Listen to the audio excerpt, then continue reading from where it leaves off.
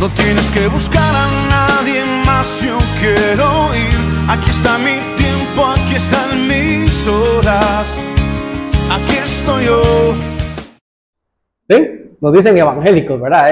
Es el término más sanito de lo que yo he escuchado que nos dicen, ¿verdad? Pero en realidad sí, somos cristianos evangélicos y es porque hemos creído en el evangelio y hemos escuchado que el evangelio son las buenas nuevas de salvación. Y el concepto es correcto, es decir, es verdad que el evangelio son las buenas nuevas de salvación, pero eso va mucho más allá. Y justamente lo que quiero que hablemos, me va a tomar 2 semanas, esta semana y la próxima, para tratar de alcanzar o avanzar todo lo que quiero o lo que hubiera querido hacer el día de hoy, pero es probable que tenga que hacerlo en dos semanas y el último domingo cerrar con lo que es la parte de proclamar o de anunciar o las estrategias o cómo haremos para anunciar el evangelio. Hay un versículo que me encanta que se encuentra en Hechos capítulo 8, el versículo 4.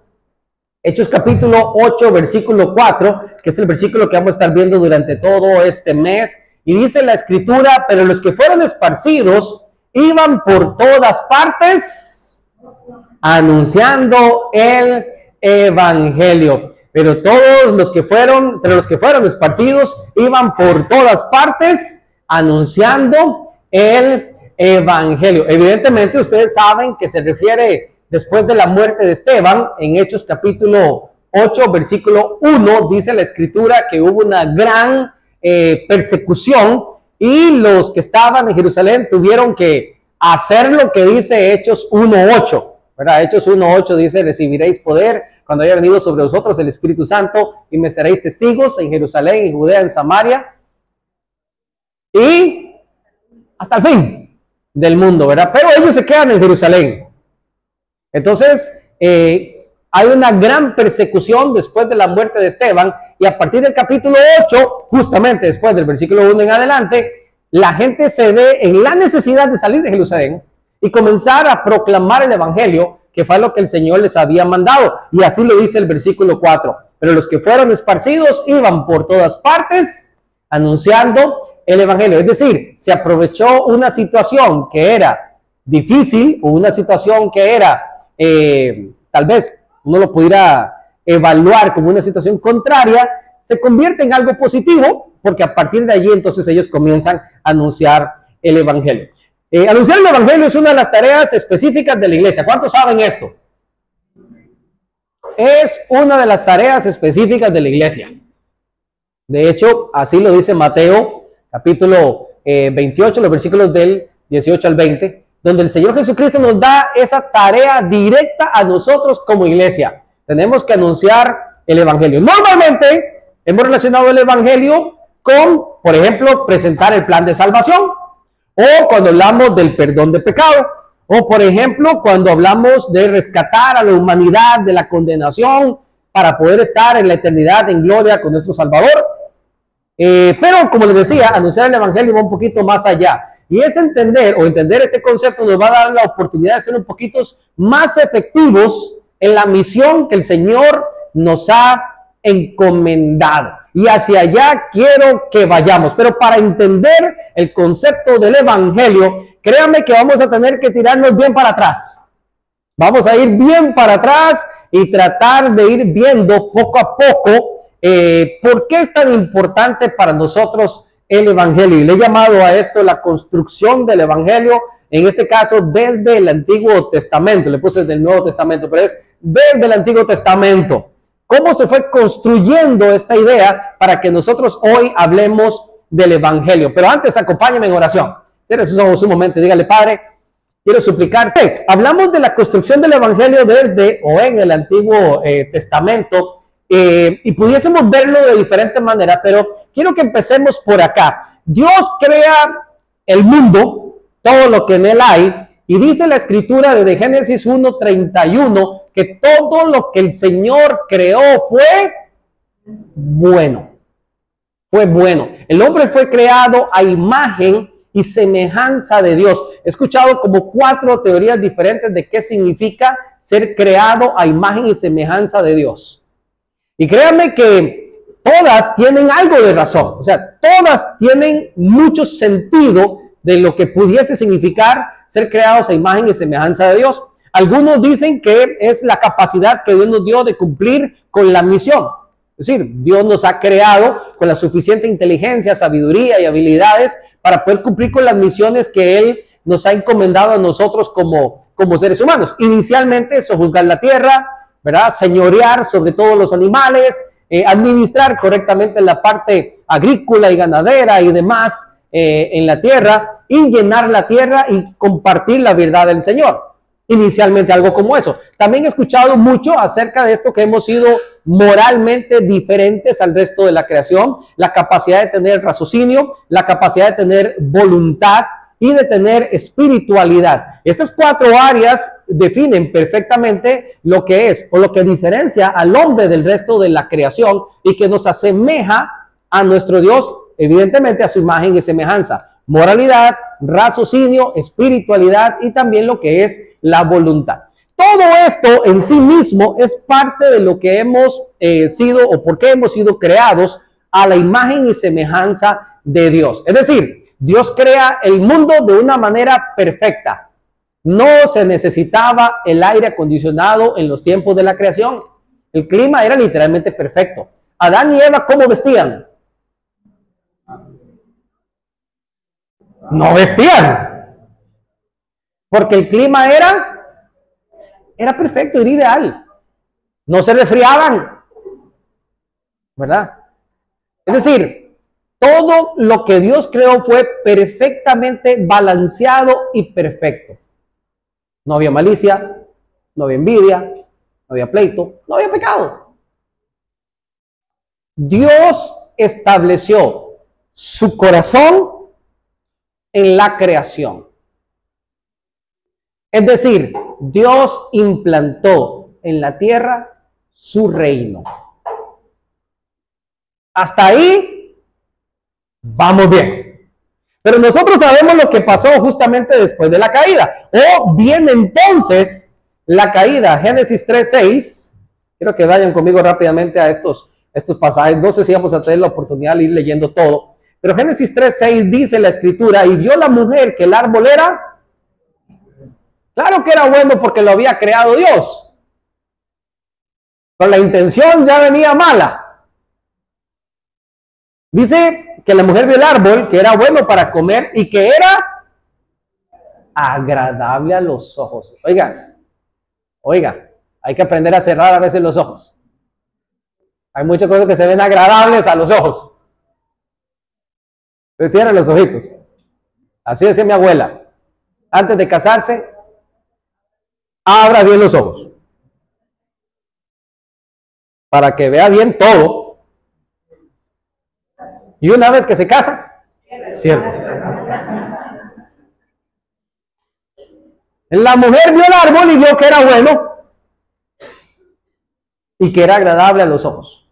El árbol era codiciable para alcanzar sabiduría, y tomó de su fruto y comió, y dio también a su marido, y él se dejó, el cual comió, así como ella. Y dice la escritura, vea qué curioso, entonces fueron abiertos los ojos de ambos.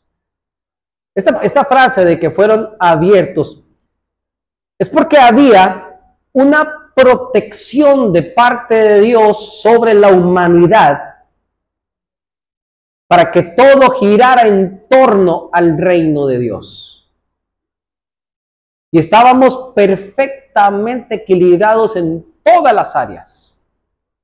Pero entonces fueron abiertos los ojos. Y automáticamente entró la muerte. Entró el pecado y también entró la muerte a la humanidad. No conocían la muerte, ellos no podían comer carne. A mí me da risa cuando los vegetarianos dicen que Dios creó al hombre y a la mujer para comer únicamente cosas veganas porque no comían carne. Por supuesto que no podían comer carne, porque tenían que matar a un animal y la muerte no existía. ¿Cómo iban a comer carne si la muerte no existía? Pero después de la caída, lo primero que Dios hace es sacrificar a un animal para cubrir la desnudez de la cual ellos ahora, abiertos sus ojos, entienden la nueva condición. Esta nueva condición repercute directamente sobre la humanidad porque el reino de Dios que implantó sobre la tierra ha caído. Y por eso se le llama la caída. Y se comienza a manifestar de diferentes formas. Les puse ahí primero que todo, Caín y Abel. Ahí empieza todo. Caín y Abel. ¿Cuántos saben lo que pasó con Caín y Abel? Inician con una muy buena intención. Ellos querían ofrecer una ofrenda agradable delante de los ojos del Señor. La de Abel, muy buena, agradable delante del Señor. Pero la de Caín, Dios dio su corazón. Ahora estamos hablando con los jóvenes acerca de las actitudes. Hay que cuidar el corazón. La actitud es básicamente la intención por la cual yo hago las cosas. Yo no sé si lo hizo con pereza, no sé si lo hizo de mala gana, yo no sé con qué actitud, pero Dios vio la actitud, porque Dios vio el corazón y no le agradó la ofrenda. A ver, lo hizo por competir con su hermanillo menor y le fue mal. Y dice la escritura que no le agradó. Y entonces a Caín se le viene una idea. Dice, oiga, hermanito, vamos al campo un ratito. Vamos, que quiero enseñarle un par de cositas. ¿Verdad? Y ya nosotros sabemos lo que pasó. ¿Qué dice el versículo de Génesis 4:8? ¿Quién lo tiene?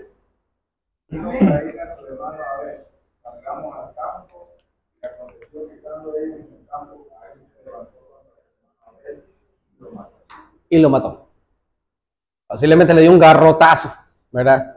No sabemos específicamente qué fue lo que pasó, pero sí le dio muerte a su hermano, cosa que era absolutamente impensable, obviamente, antes de la caída. Esto era algo impensable, algo nunca antes visto. Es la maldad en la expresión máxima del ser humano.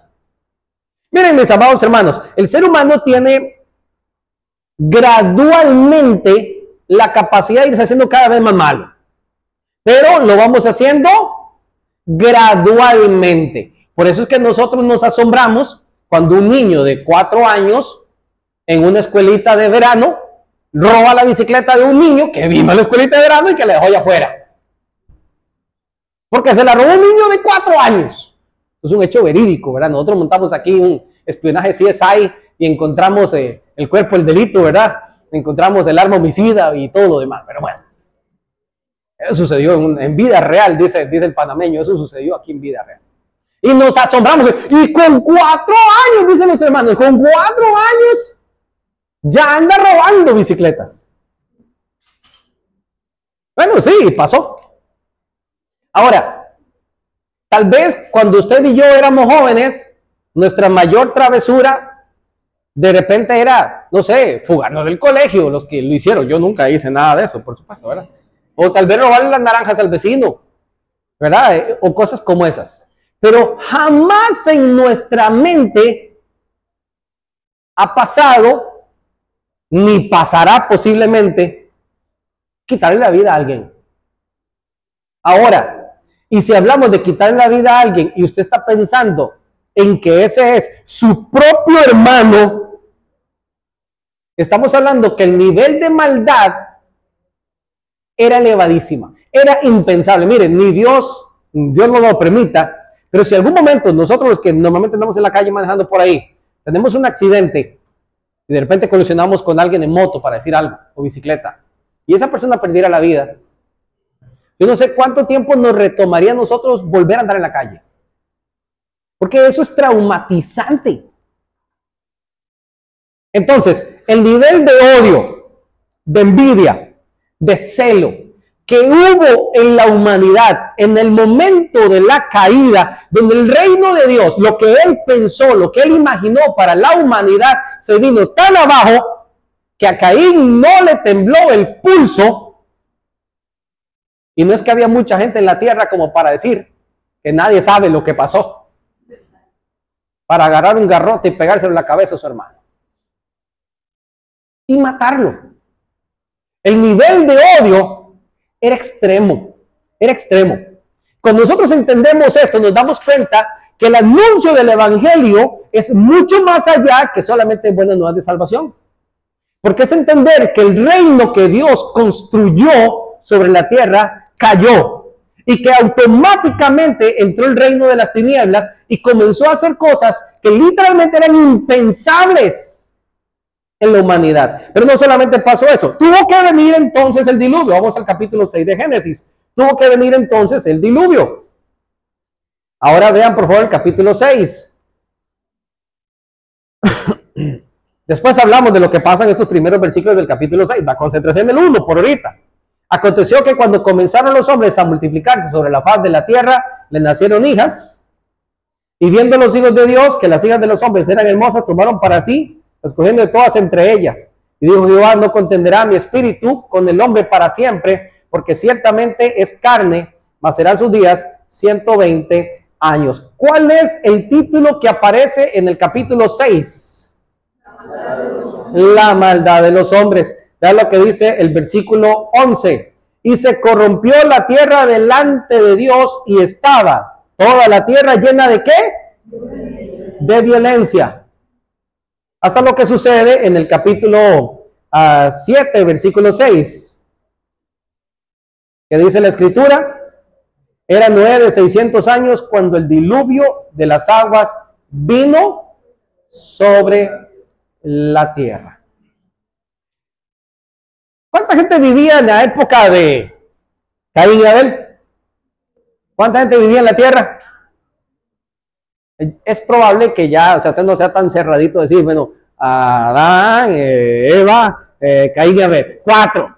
No, es posible que ya hubieran hermanas. Me explico, es posible que ya hubiera más gente.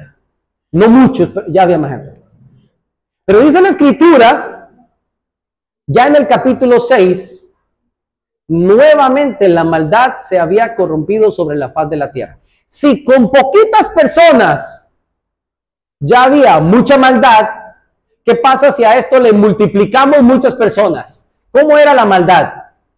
Y note que dice que estaba llena de violencia. Notaron ese punto importante, ¿verdad? La violencia es una parte de la maldad, ¿cómo le digo? Que tiene ya un matiz muy fuerte. Se puede enojarse con su hermano y eso está mal. Usted le grita 4 cosas a su hermano y eso está mal. Ah, pero todavía le dice un par de barbaridades con palabras obscenas y eso está mal. Pero si su hermano agarra la mano y le pega, ya eso es violencia. Y ahí intervienen ya las autoridades. Porque estamos hablando que son niveles donde ya el respeto por las personas se perdió. De cómo resolvían ellos sus problemas en aquellos entonces, como cavernícolas. Todo era pleito. Todo era pleito. Entonces Dios ve que su creación, que él imaginó perfecta, en su reino perfecto, eso ha caído.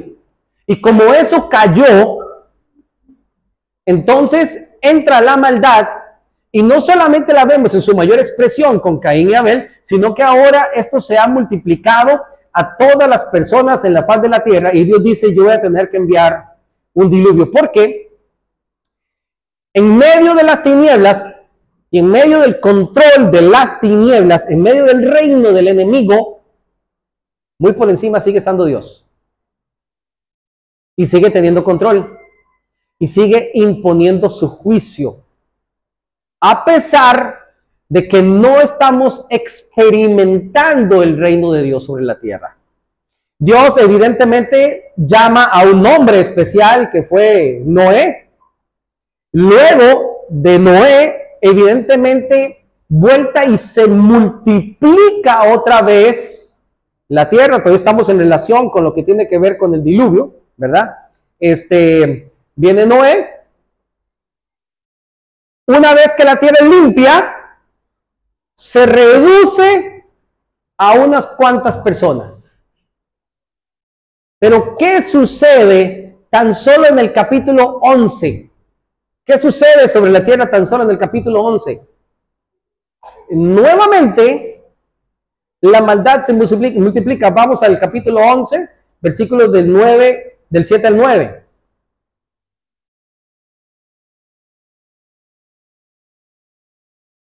Ahora pues, descendamos y confundamos allí su lengua, para que ninguno entienda al que habla de su compañero, le habla de su compañero. Así los esparció. ¿Qué tuvo que hacer Dios? Los esparció Jehová desde allí sobre la faz de toda la tierra, y dejaron de edificar la ciudad. Por eso fue llamado el nombre de aquella Babel, porque allí confundió Jehová el lenguaje de toda la tierra, y desde allí los esparció sobre la faz de la tierra. Dios con Noé hizo un pacto que parecía que otra vez las cosas iban a tomar rumbo. Pero no tardó mucho tiempo después del diluvio, cuando la gente una vez más quiere hacer una gran torre y quiere hacer una gran ciudad, y vamos a ponernos un nombre. ¿Usted sabe qué significa hacer una ciudad, una torre y ponernos un nombre? Ellos querían tener su propio reino. Y ahora nosotros queremos controlar nuestras propias vidas a nuestra manera. Entonces Dios tiene que actuar una vez más para que el hombre no se ponga de acuerdo y no logre una vez más su cometido, que ya de por sí está lleno de violencia, ya de por sí está lleno de maldad. Y Dios comienza y separa a cada uno. Y la idea que se le ocurrió fue una idea perfecta, porque Él es Dios. Entonces nacieron los miles de idiomas que existen y las variaciones de los montones que existen de idiomas. Allí nacieron los chinitos, nacieron los africanos, nacieron los gringuitos, nacimos los panameños, los hablahispanos, ¿verdad? Comenzó automáticamente cada quien a decir: no te entiendo, no te entiendo. Y es similar al juego que hacen a veces los niños cuando se les da en el oído se les dice el nombre de un animalito a 2 o 3 que coincidan. Y entonces el momento en que el director dice: ahora, todos comienzan a hacer como el animalito. Entonces ustedes cómo comienzan a agruparse. Cada uno tuvo que agruparse y comenzar a dispersarse por toda la tierra. Y es entonces cuando Dios dice: yo necesito a alguien más. Y este caso es Abraham. ¿Por qué? Porque dentro del reino de Dios, dentro de la mente del reino de Dios, no es posible que el mundo sea controlado 100% por la maldad. Dios nos ama tanto como su creación, que Él no permite que el reino de las tinieblas tenga un control absoluto sobre la humanidad. Y es entonces cuando manda a buscar a Abraham. Vamos al capítulo 12. Vamos al capítulo 12, versículo 1 y 2. Dice la escritura: pero Jehová había dicho a Abraham: vete de tu tierra y de tu parentela y de la casa de tu padre a la tierra que yo te mostraré. Y nota lo que sigue: y haré de ti una nación grande, y te bendeciré y engrandeceré tu nombre, y serás de bendición. Dios dice: yo no puedo permitir que este reino de las tinieblas lo controle todo. De todas las naciones ahora existentes, que fue lo único que se pudo hacer, dispersar la gente, de todas las naciones yo voy a levantar una nueva nación. A esta nación yo le voy a dar mi ley, mi corazón, mi voluntad, para que ellos vivan de acuerdo al propósito por el cual fueron creados, y que no vivan ciegos bajo el reino de las tinieblas. Así que Dios llama entonces a Abraham para que lograse entonces cumplir la profecía de Génesis capítulo 12. Tiene que pasar mucho tiempo. De hecho, desde la creación a Génesis capítulo 12, cuando Dios llama a Abraham, ya han pasado 2000 años de historia. 2000 años de historia.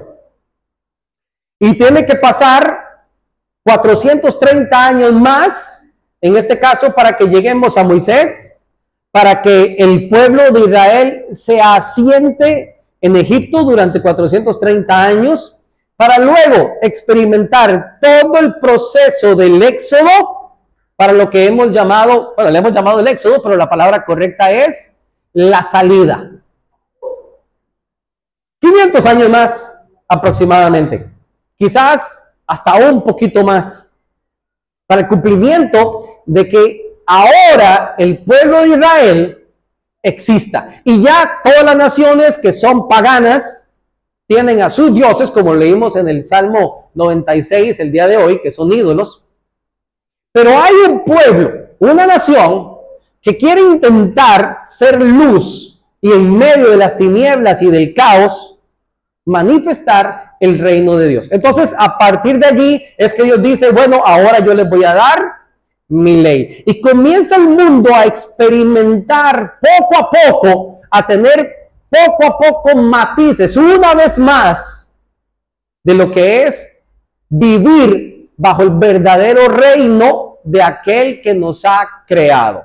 Conocer y experimentar, ahora sí, verdaderamente el propósito de aquel que nos llamó. Esta ley, que por supuesto a la gente no le gusta mucho la ley, porque la ley literalmente nos restringe. El ser humano quiere hacer lo que sea, pero Dios nos pone leyes. Dentro de las leyes que Dios instituyó para su pueblo, había muchas leyes que eran de orden literalmente sanitario. Y este tipo de cosas guardó a la nación de experimentar muchas plagas, muchas enfermedades, virus, bacterias, contaminaciones, que las otras naciones sí las tenían y sí las experimentaban, porque ellos estaban bajo la cobertura del Señor. Esta ley inicia en Éxodo capítulo 20 con lo que nosotros llamamos los 10 mandamientos, cuando viene Moisés bajando del monte Sinaí.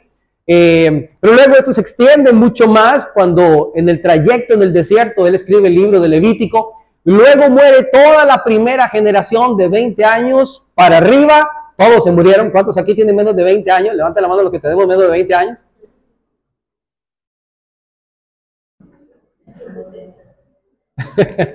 Solo ustedes se hubieran salvado. Solo ustedes se hubieran salvado.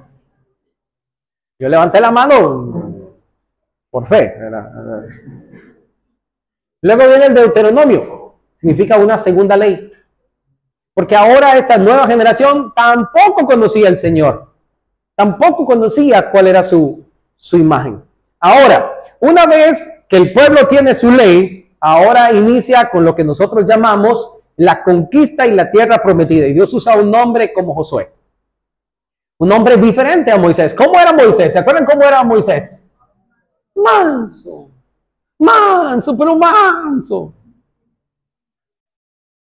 Yo he visto perros grandotes, muy mansos, que los chiquillos de la casa le jalan las orejas, lo jalan por la cola, se le trepan encima como un caballo, lo tiran al suelo, se le tiran encima. Y el perro ni se despierta. Cuando yo he visto ese tipo de cosas, es poco se ve, pero sí hay. Bueno, así era Moisés. Así era Moisés. De Moisés hablaba todo el mundo. Todo el mundo tenía algo que decir de Moisés. El hombre calladito. Pero Dios levanta a Josué, porque ahora la misión es diferente. Dios levanta a Josué. ¿Y Josué cómo era? Era un guerrero. Hay un episodio en la vida de Josué que es interesante. Que dice la escritura que él a solas se encuentra con un hombre armado, gigante. Y él se le para ante el frente y le dice, quiero saber si tú vienes a favor o en contra. Con la espada en la mano. Nada más era un ángel lo que tenía al frente. Nada más. Era un hombre valiente. Nosotros solitos nos aparece ese hombre grandotote por allá con esa espadota. Y usted, ay, Dios mío. Manda a llamar al general del ejército, ¿verdad? Una vez. Viene entonces la conquista y, en este caso, la distribución de las tierras. Y automáticamente nace lo que nosotros llamamos el tiempo de los jueces y sacerdotes. Dios comienza a instituir en su nación gente que pueda tener esa conexión con Dios y con el pueblo, para poder compartir su verdad, para que el pueblo pueda mantenerse en un equilibrio del conocimiento de la voluntad de Dios sobre la humanidad.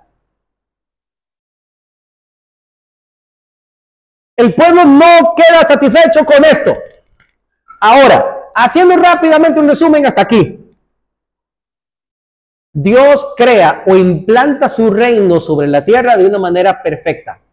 El hombre decide pecar y automáticamente gobierna ahora sobre la tierra o impera ahora sobre la tierra el reino de las tinieblas. Y comenzamos a ver una decadencia de la humanidad en una ola escalada inmensa y apresurada que busca nuestra propia destrucción. Y Dios, tratando de mantener el equilibrio, escoge una nación, escoge un hombre, para que al menos en una nación de toda la tierra se pueda proclamar la verdad del reino de Dios y el anhelo que Dios tiene por una vida diferente para toda la humanidad.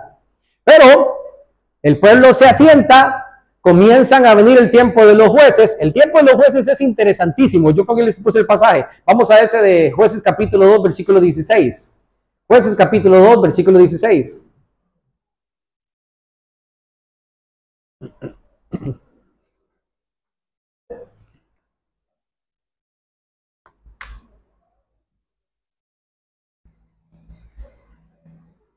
El versículo 12 dice que dejaron a Jehová, el Dios de sus padres. Esto es algo que lo vamos a ver repetidamente en el tiempo de los jueces. Dice el versículo 12, dejaron a Jehová, el Dios de sus padres.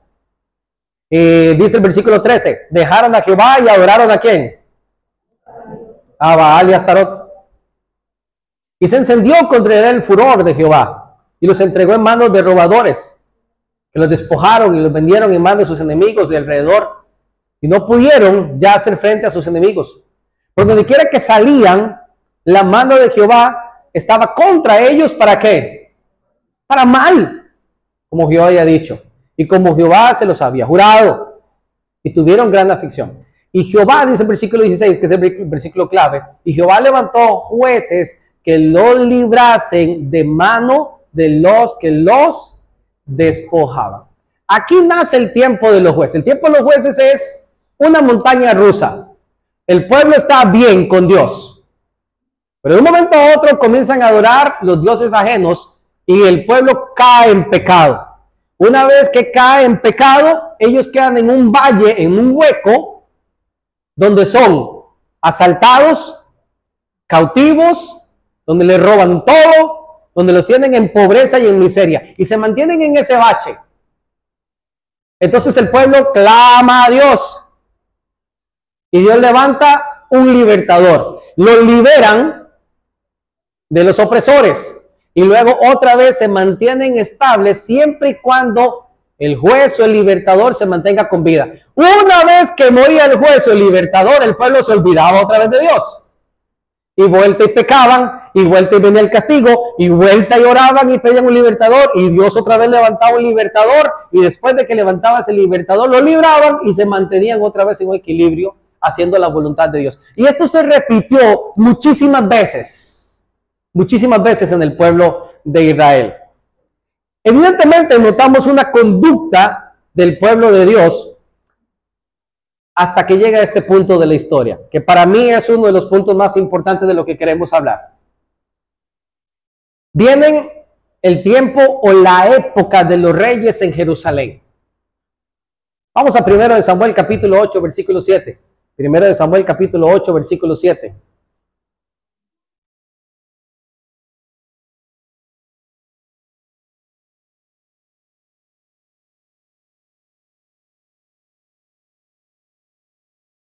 Versículo 4 viene diciendo en 1 Samuel capítulo 8, todos los ancianos de Israel se juntaron y vinieron a Ramá para ver a Samuel.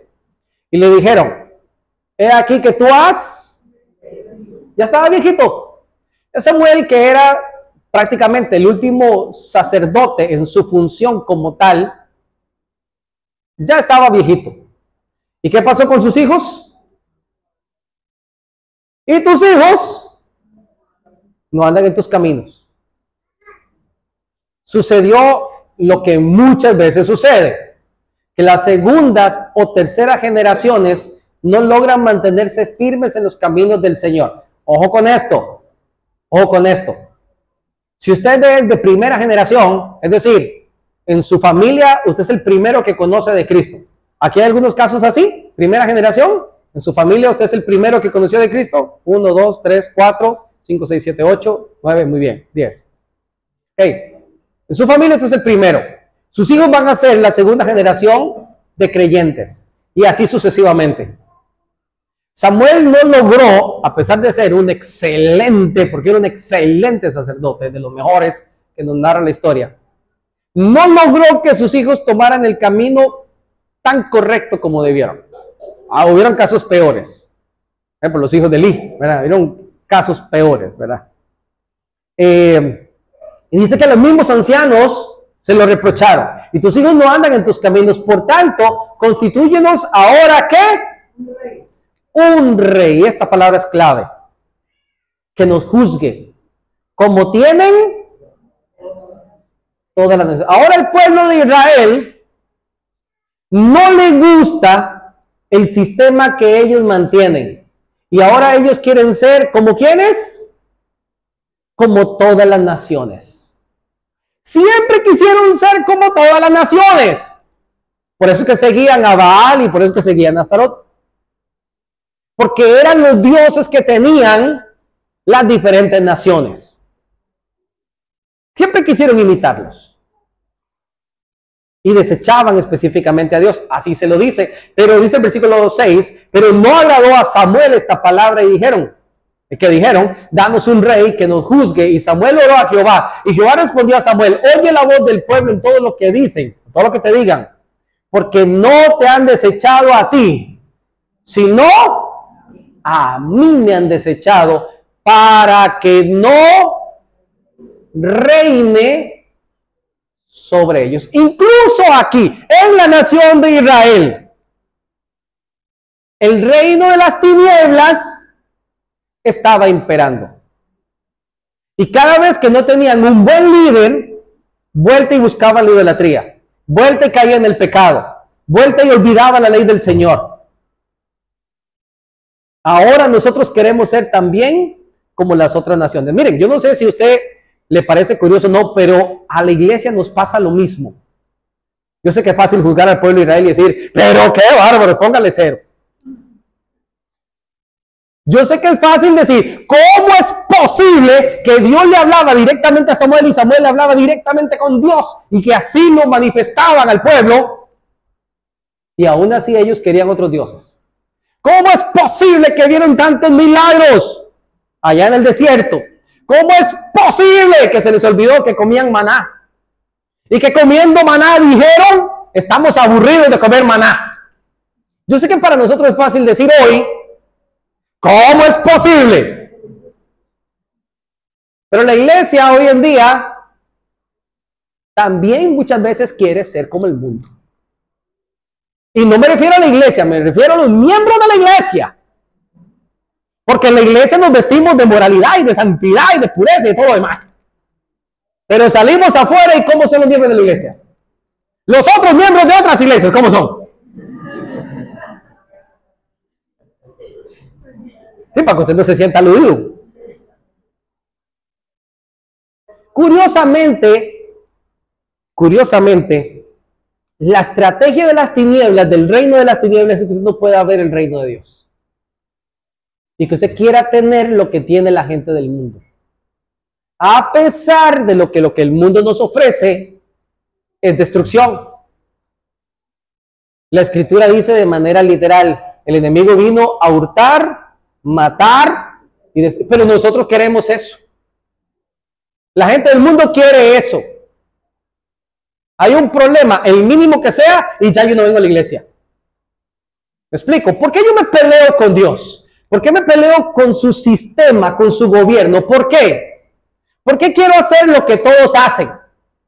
¿Por qué la gente cuando está despechada me quiero cambiar el nombre para borrar no sé qué cosa?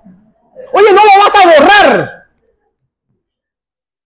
Pero eso es lo que quiere la gente hacer. La gente recibe un ataque del que sea. ¿Y cómo nosotros queremos reaccionar? Con venganza. Ahora me la pagas. ¿Quién reacciona así? ¿El reino de Dios o el reino de las tinieblas? Pero nosotros también de vez en cuando queremos, ¿verdad? Entonces, aquí hay un giro en la historia donde ahora ni la nación de Israel, ustedes vieron todo lo que tomamos el tiempo para decir cómo Dios decidió hacer la nación de Israel. Más de 2000 años simplemente para llamar a Abraham. Después de la construcción del pueblo de Israel, estamos hablando que pasan casi 600 años. 400 años en el tiempo de los jueces. 400 años más en el tiempo de los reyes, que es el que estamos comenzando ahorita a ver. Luego prácticamente 100 años en tiempo de exilio y un poco más a la parte norte. Luego 200 años más cuando ellos retornan en ese proceso de retorno con Nehemías, con Zorobabel, con Esdras. Y después Dios literalmente se cansa y no manda ningún profeta más hasta Malaquías. Y pasan 400 años de silencio cuando Dios dice: yo voy a mandar al jefe. Y vino el jefe. Porque la nación de Israel decidió mejor gobernarnos como se gobiernan los demás. Y como a los demás les va tan bien, nosotros queremos ir como ellos. ¿Le va bien a las naciones paganas o no les iba bien? No les iba bien.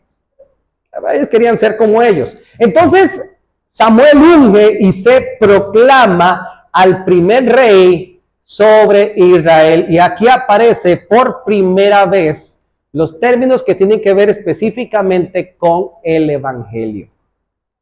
Se proclamó el primer rey. Vamos primero a 1 Samuel capítulo 10, versículo 1. Estamos cerquita.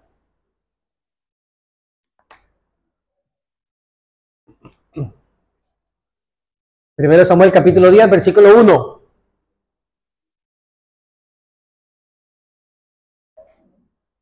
Tomando entonces Samuel una redoma del aceite, lo derramó sobre su cabeza, hablando de Saúl, y lo besó y le dijo: ¿no te ha ungido Jehová por príncipe sobre su pueblo Israel?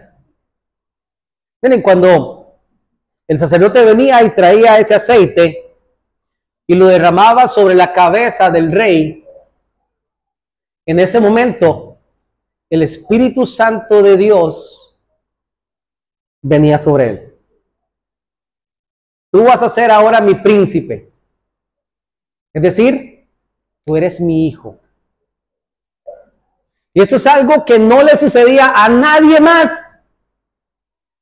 Solamente los que eran los ungidos del Señor. Así operaba el Espíritu Santo en el Antiguo Testamento. Nadie tenía en sí el Espíritu Santo. Solamente en este caso, el rey que había sido ungido y ahora es el príncipe sobre la nación de Israel. Entonces, créanme, ahora usted, sí, muy bien, usted va a ser el rey. Pero ¿quién va a controlar su corazón? ¿Quién va a estar detrás de ese reino? La misma presencia de Dios. Porque Dios es tan misericordioso que aun que nosotros nos hemos rebelado, Él siempre está cerca de cada uno de nosotros. Y busca la forma de poder tener esa cercanía y esa relación con cada uno de nosotros. Ahora, una vez que se elegía el rey, se utilizaba la palabra evangelio para proclamar un rey. En hebreo se utilizaba la palabra biser, que significa un anuncio oficial del gobierno. Es decir, ahora se ungió a Saúl y automáticamente había un biser por toda la nación. ¿Están captando la idea, verdad? Ahora todo el mundo sabía que el tribunal electoral había declarado rey a Saúl en todo Israel. Esto era el biser, era una proclamación oficial acerca del gobierno. También se utilizaba la palabra Besorak. La palabra Besorak era el anuncio de un heraldo que un nuevo gobierno ahora estaba a cargo. Ya el gobierno de los jueces se había acabado. Ahora venía un nuevo gobierno sobre la nación, un nuevo gobernante. Incluso el Biser y el Besorak se utilizaba, por ejemplo, cuando salían a la guerra. El rey sale a la guerra, sale David con sus ejércitos a la guerra. Y resulta que ganan. Entonces viene el heraldo y proclama nuevamente el Besorak y el Biser y decía, no se preocupen, todavía el rey es rey. Y David estaba en calma porque todavía continuaba su reino. Luego venían las transiciones. Y una vez que David muere, es ungido Salomón, y nuevamente el heraldo viene y hace un anuncio oficial, que es el Biser, o esa proclamación, que es el Besorak, y anunciaban que ahora en nuestra nación hay un nuevo gobierno, hay un nuevo rey. Esta misma palabra, Biser o Besorak, se tradujo en el griego por la palabra Euangelium o Angelion, que significa todo lo que usted vea en el griego con el eu son cosas buenas. Y Angelium, ¿qué les parece? El Angelium, ¿qué significará eso? ¿Qué se les parece? Ángel, muy bien. Los ángeles son mensajeros. Por eso es que nosotros en nuestro idioma hemos interpretado el evangelio como las buenas noticias, o como el buen anuncio, o como el buen mensaje, o un mensajero que trae buenas noticias para cada uno de nosotros. Lo mismo que hacía el heraldo. El heraldo era el mensajero o el ángel que traía un nuevo anuncio que era bueno para la nación y que decía que ahora tenemos nuevo rey. Eso fue lo que sucedió justamente en el tiempo del primer rey, en este caso Saúl.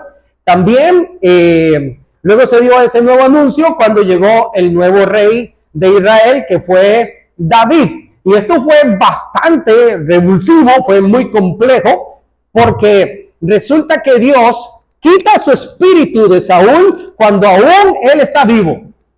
Es decir, el reino ya no le pertenece y ya ahora literalmente estás gobernando solo. Y de hecho dice la escritura que no solamente el espíritu de Dios salió sobre él, sino que vino también un espíritu malo que lo atormentaba.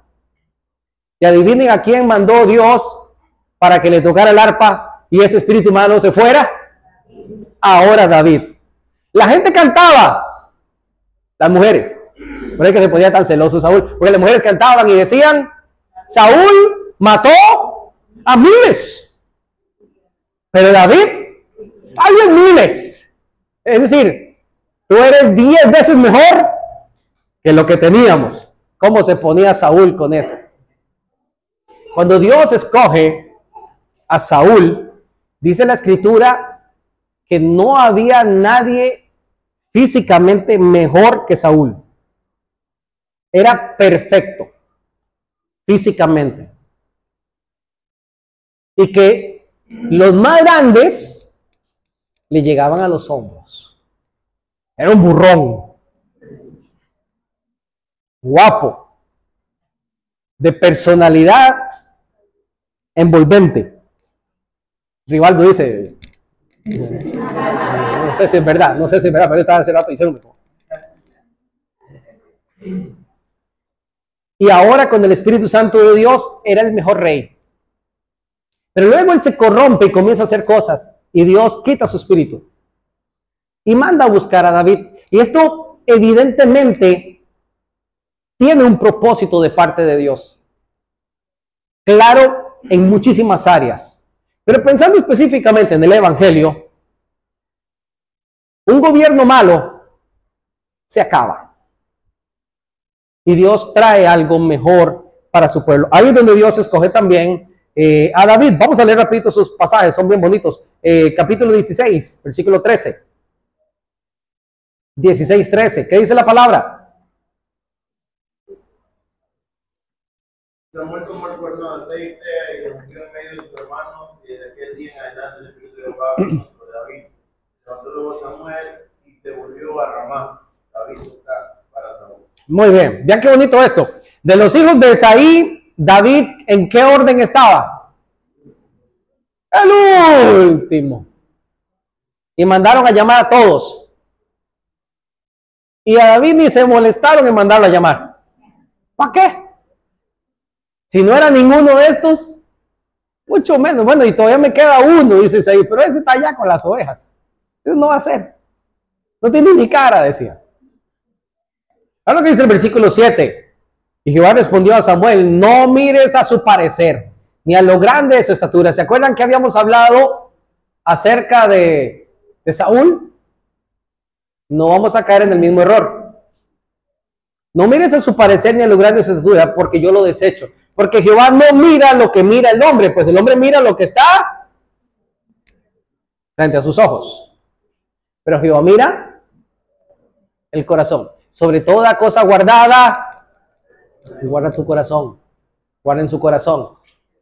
Entre menos permitimos que el reino de las tinieblas venga a controlar en mi vida y en mi corazón, más le agrado al Señor. Dios llama, en este caso, a David, y dice la escritura que fue un hombre conforme al corazón de Dios. Da lo que pasa un poco más adelante, segundo de Samuel capítulo 5, versículo 3. Segundo de Samuel 5:3. Vinieron pues todos los ancianos de Israel al rey en Hebrón, y el rey David hizo pacto con ellos en Hebrón delante de Jehová, y ungieron a David por rey sobre Israel. Gracias. Ya él había sido ungido, pero había pasado tanto tiempo que ahora vinieron los ancianos y lo ungen nuevamente para proclamarlo como rey sobre la nación. Esto hasta que llegó entonces el sucesor. En este caso, Salomón. Y sucede exactamente lo mismo. Nosotros lo vemos un poquito más adelante en 1 de Reyes 1:39. Porque, ¿qué pasa?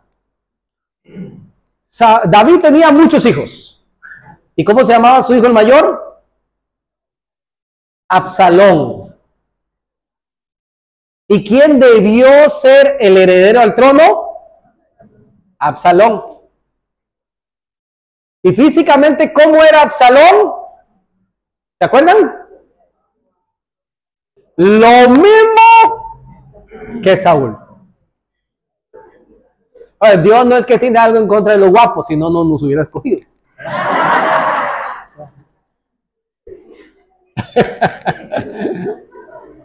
Los ojos de Andrés me lo dijeron todo. Gracias, Andresito. Ya me ubicaron. Yo no tengo nada en contra de esto. Pero la prepotencia con la que actuaba Absalón, incluso él quería tomar a la fuerza el reino, estaba lejos del corazón de Dios. ¿Y cómo era el corazón de David? Conforme al corazón de Dios. De hecho, entonces Dios hace pactos con David que no hace con nadie más, y le dice a David que tu reino será un reino por siempre. Obviamente no en su persona, sino en sus generaciones, hablando específicamente del reino del Señor Jesucristo. ¿Sabe lo que se está anunciando cuando se le dice a David que tú serás rey por siempre? Que en tu generación viene un rey que va a reinar por siempre sobre el reino de las tinieblas. Esto sucede 14 generaciones más otras 14 más. Entonces llega Salomón. ¿Por qué es tan importante hablar de Salomón? En el nuevo sucesor que aparece allí. Porque resulta que la mamá de Salomón era Betsabé. Sí, Betsabé, la que una tarde el rey se levantó en la tarde, en esas épocas que usted está de vago, mientras los reyes salen a la guerra, dice la escritura, David estaba durmiendo y se levantó de su lecho por la tarde, y ya sabía más o menos la hora en que Betsabé descendía a la quebrada que casualmente daba a la ventana del rey a bañarse. Yo no sé ustedes, a mí me parece que hay gato encerrado. Y entonces el rey se acordaba, ay, ya debe estar. Y abría las ventanas y comenzaba David a ver lo que no tenía que ver. Y Betsabé a enseñar lo que no tenía que enseñar. Y entonces eso se hizo una costumbre hasta que la mandó a llamar. Pero resulta que Betsabé estaba casada con un hombre ejemplar que se llamó Urías. Y él, como era el rey, él se dice a sí mismo, eso no es problema. Hizo una cartica, se le dio al general del ejército y le dice, póngame Urías al frente de la batalla. Y cuando la batalla se arrecia, tire a la gente para atrás. Así los que están de frente, ¿qué pasa? Se murió. Dice David, se murió, ahora sí quedó solita. Ya está libre para casarse con quien quiera, siempre y cuando sea del Señor. Eso fue lo que hizo David. De hecho, tienen un hijo. Viene el profeta Natán y le dice, ese hijo se les va a morir. Yo quiero que ustedes recuerden una cosa. Todavía David es el ungido del Señor. Todavía el Espíritu Santo de Dios estaba en él. Cuando todo esto que planea, lo planea en el Espíritu. Yo sé que muchas veces el enemigo a usted le ha dicho que usted no es merecedor de ser llamado hijo de Dios. Y yo sé que usted ha hecho muchas cosas que no le agradan al Señor, porque a mí también me pasa. Pero yo quiero que usted sepa una cosa. En usted vive el Espíritu Santo de Dios. Amén. Y ese Espíritu Santo de Dios le hace ver cosas a David a través del profeta Natán. Y cuando viene el profeta Natán le dice, mi hijito, ahora usted va a ver lo que es bueno. Y él se arrepiente, escribe el Salmo 51, como nosotros lo hemos leído muchísimas veces. Y una vez, dentro del Salmo 51, hay una frase que dice, y no apartes de mí tu Santo Espíritu. Esto quiere decirle, no me hagas lo que le hiciste a Saúl, ¿verdad? A mí trátame diferente. Y Dios literalmente se lo concede. Dice la Escritura que el niño se muere. David incluso hizo ayuno, se tiró al suelo para que el niño no se muriera. No comió, no durmió, pasó llorando hasta que el niño se muere. Cuando el niño se muere, la gente dice, no, pero no le vamos a decir todavía a David, porque si el niño estando vivo, muriéndose, David se está muriendo, le decimos que se murió y se nos muere el rey. Pero él como que ve el movimiento, se murió, ¿verdad? Entonces ahora sí, se baña, se alista y pide comida. Y entonces David, mientras estaba vivo, había oportunidad, pero ahora Dios ha decidido llevárselo. Ya no voy a estar de luto. Y dice la Escritura que él se acerca, y esta frase me parece muy interesante de la Escritura, se acerca a su mujer y la consuela. Y se llega a ella y tienen un hijo y su hijo se llamó Salomón. Mis amados hermanos, usted no trata de entender el corazón de Dios, ni de juzgarlo con su mente limitada, porque hay cosas que no vamos a entender. Dentro de ese linaje, un poquito más atrás, estuvo una mujer que se llamó Rahab. Era vendedora de ramas allá en Jericó, ¿verdad? A algunos les llegó muy lento les llegó a algunos el wifi, ¿verdad? Pero Dios la escoge dentro del linaje divino. Lo mismo sucede con Betsabé y con Salomón. Ahora, de manera impensable,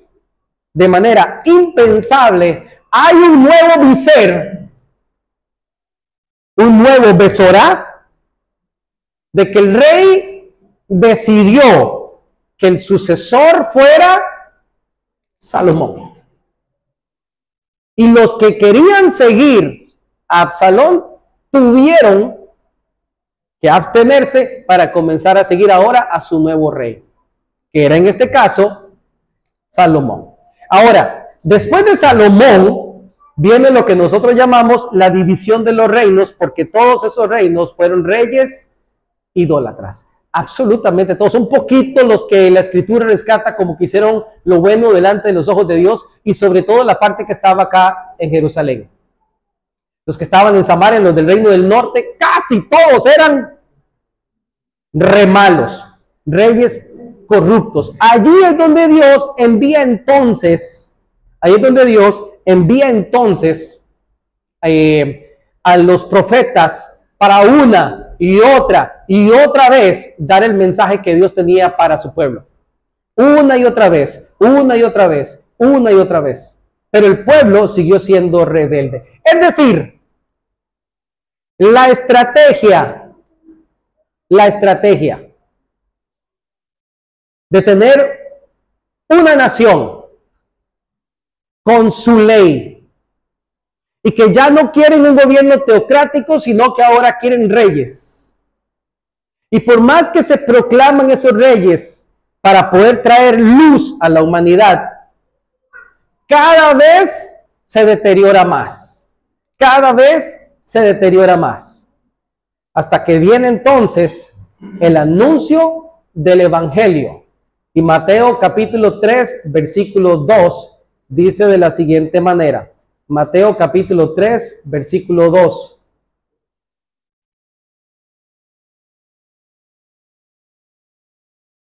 Hablando Juan el Bautista.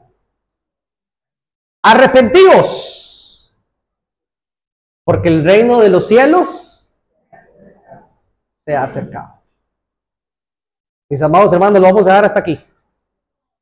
Lo vamos a dejar hasta acá. La otra semana continuamos con este hilo de pensamiento. Todos esos reyes hicieron lo que bien les pareció. Su corazón estuvo lejos del Creador. Y el reino de Dios no reflejaba en la nación de Israel lo que él quería. Entonces el Señor tiene que enviar a su Hijo al mundo para comenzar a hacer un nuevo anuncio. Ahora su presencia es una nueva proclamación, es un nuevo viser lo que está haciendo en este caso Juan el Bautista. Él está proclamando que existe un nuevo rey sobre la humanidad y que su reino es un reino eterno, y que las tinieblas, este mundo en el cual usted y yo vivimos, que está gobernado por el enemigo, ese reino está a punto de caer. Porque el reino de Dios ya está con nosotros. Y hay una misión para la iglesia, que es meternos en el mundo de las tinieblas para que la luz del evangelio, para que esta proclamación resplandezca sobre todos aquellos que no han creído en Cristo. Y cada uno de nosotros somos responsables de decirle a la humanidad que este reino en el cual la gente se siente cómodo ya ha pasado, ha sido destruido, y hay un nuevo rey que gobierna sobre la creación. No tienes que buscar a nadie más, yo quiero ir. Aquí está mi tiempo, aquí están mis horas, aquí estoy yo.